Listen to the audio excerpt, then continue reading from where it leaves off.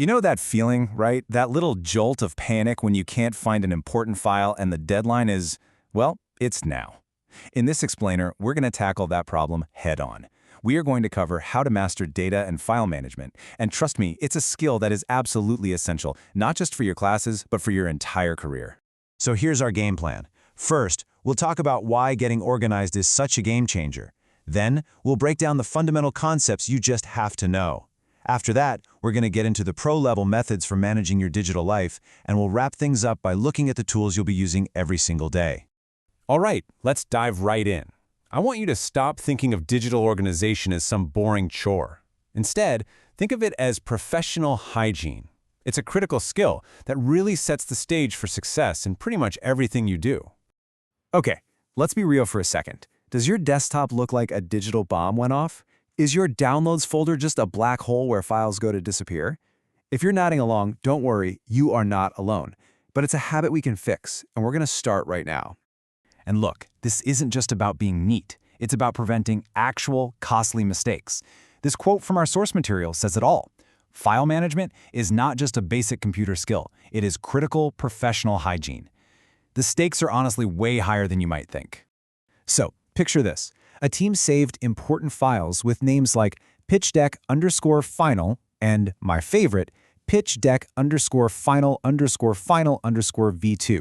You can see where this is going. When it came time for the big client presentation, they grabbed the wrong version.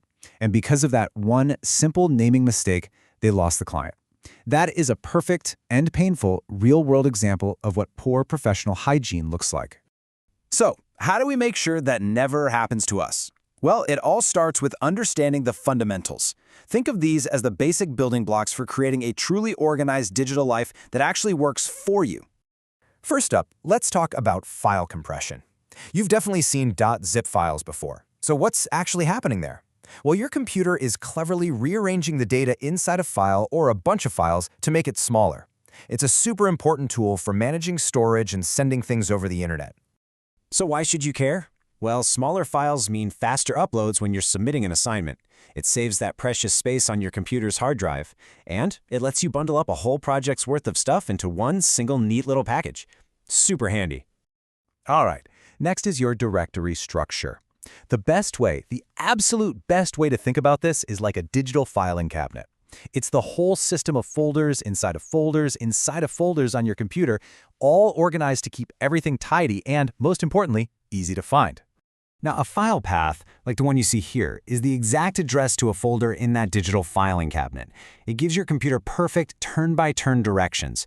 Start at the C drive, go into the users folder, then the student folder, then documents, and bam, there's the IT_course folder.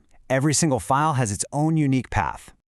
Okay, let's clear up something that trips a lot of people up, the difference between a file extension and a file association. The extension, that's the little bit at the end, like .docs, tells the computer what kind of file it is.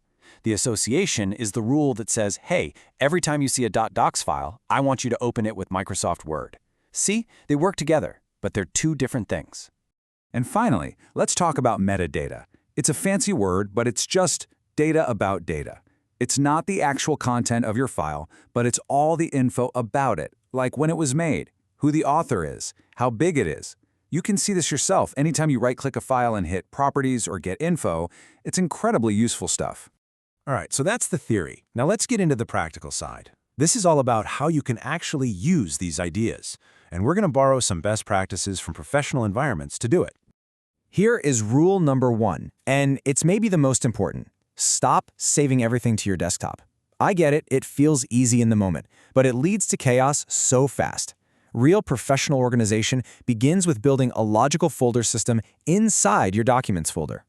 Check this out. Here's a fantastic system you can start using today for all your schoolwork.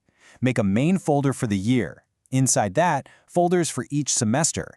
Inside those, a folder for each class. And then you can break it down even more with folders for assignments, notes, whatever you need.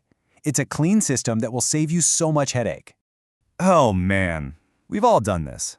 This file name is basically a cry for help. It tells you nothing useful. Which essay is it, for what class, and which one is actually the final version. It's just confusing and totally unprofessional. Now, Look at this. It's like a breath of fresh air, right? This is what a professional file name looks like. It starts with the dates, so it's easy to sort. It's got the course code and a clear description. And it ends with a version number. It's clean, it's clear, and it's easy to find. So here are the rules to live by. Use descriptive names. Always include dates or version numbers. Be consistent with your format. And notice the underscore instead of a space. That's a classic pro habit that keeps files from breaking on certain systems. And please, I'm begging you, avoid names like Document 1. Okay, last section. Let's bring it all home. We've talked about the why and the how, so now let's look at the actual tools you're going to use to make all this happen.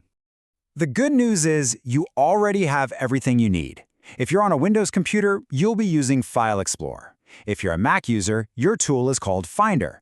They might look a little different, but they do the exact same job. They give you total control over your files.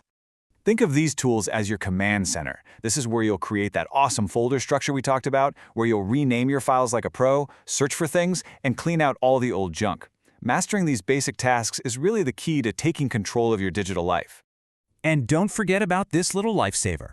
When you delete a file, it doesn't just vanish into thin air. It goes to the recycle bin or the trash, giving you that extra chance to say, oops, didn't mean to do that, and bring it right back. It's a simple feature, but boy, is it powerful. So to wrap it all up, here are the big takeaways. 1. Use compression to save space. 2. Build a logical folder structure. Get everything off that desktop. 3. Adopt professional naming habits. 4. Get really comfortable with File Explorer or Finder. And 5. Remember that this isn't just about being tidy. It's about working smarter and preventing some really serious mistakes.